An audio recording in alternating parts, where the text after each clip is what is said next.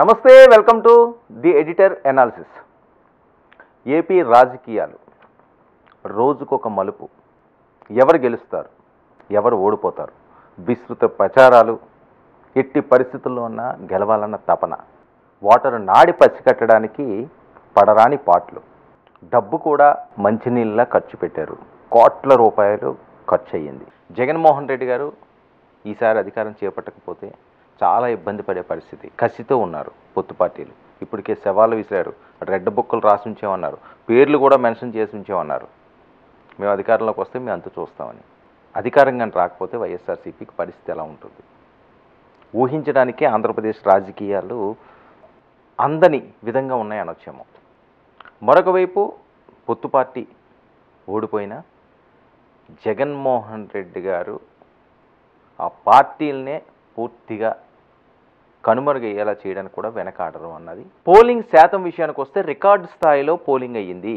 గత ఎన్నికలతో పోలిస్తే మంచి పోలింగ్ శాతం ఈసారి నమోదవడం జరిగింది. ముఖ్యంగా జనసేన పోటీ చేస్తున్న 21 స్థానాల్లో పోలింగ్ శాతం ఏ రకంగా ఉంది వివరంగా తెలుసుకునే ప్రయత్నం చేద్దాం. అంతేకాకుండా అక్కడ గెలుపోవటంలో కూడా ఒకసారి పరిశీలిద్దాం.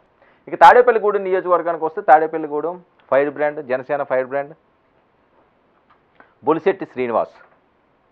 ఎందుకంటే ఈయన ఎక్కడ గోప్యం కానీ ఏదైనా మాట్లాడాలనుకుంటే దాచుకునే మనిషి కాదు. ముక్కు సూటిగా కొండ బద్దలు కొట్టేసే క్యారెక్టర్.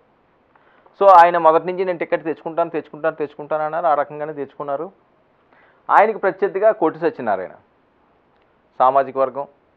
కొట్టి సత్యనారాయణ మంత్రి, నిప్పు ఉప్పులాగా ఉండే వ్యక్తులు వీళ్ళిద్దరూని. సో మరి ఈ నేపథ్యంలో ఇక్కడ కూడా చాలా ఇంట్రెస్టింగ్ ఫ్యాక్టర్ ఉంటుంది. తెలుగుదేశం పార్టీ చివరి వరకు ఈ టికెట్ని ఆశించింది.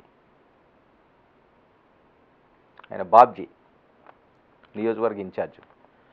లాస్ట్ మినిట్ వరకు ఆయనకి టికెట్ వస్తుందని ఆశించారు. కానీ పవన్ కళ్యాణ్ గారు పట్టుపట్టారు. బొలిశెట్టి కొద్దిగా యాక్టివ్గా ఉండే ఆయన, నేను ముందే చెప్పాను కదా, స్పీడ్ ఎక్కువ, ముక్కుసూటిగా ఉండే వ్యక్తి, పార్టీని నమ్ముకుని ఉన్న వ్యక్తి. సో ఆ నేపథ్యంలో పవన్ కళ్యాణ్ గారు మొదటి నుంచి దగ్గరగా ఉండే వ్యక్తి కాబట్టి 2019 నుంచి కూడా ఆయనకే టికెట్ ఇచ్చారు. సో ఈ పరిస్థితుల్లో తెలుగుదేశం పార్టీ ఓట్ ట్రాన్స్ఫర్ అనే అంశం ఎంతవరకు వెళ్తుంది చాలా కీలకం. తెలుగుదేశం పార్టీ ఓట్ పూర్తి స్థాయిలో ఈయన వైపు వెళ్తే అత్యధిక మెజారిటీతో గెలుస్తారు. కానీ ఆ క్యాడర్ కానీ ఏమైనా అటు ఇటు కానీ చేస్తే ఇబ్బంది పడే పరిస్థితి ఉంటుంది. అయితే కొట్టు సత్యనారాయణ మీద చాలా వ్యతిరేకత ఉంది, చాలా ఆరోపణలు ఉన్నాయి. ఇవన్నీ కూడా ప్లస్ అవుతాయి అన్నది వాళ్ళ ఆశాభావం.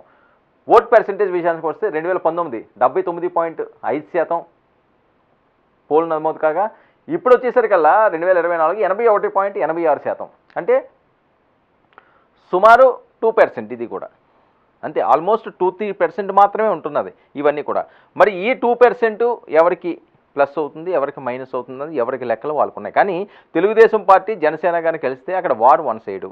ఆ ఓట్ ట్రాన్స్ఫర్ ఎంతవరకు అయ్యిందన్నది ఒక టెన్షన్ వాతావరణం ఇక్కడ కనిపిస్తుంది.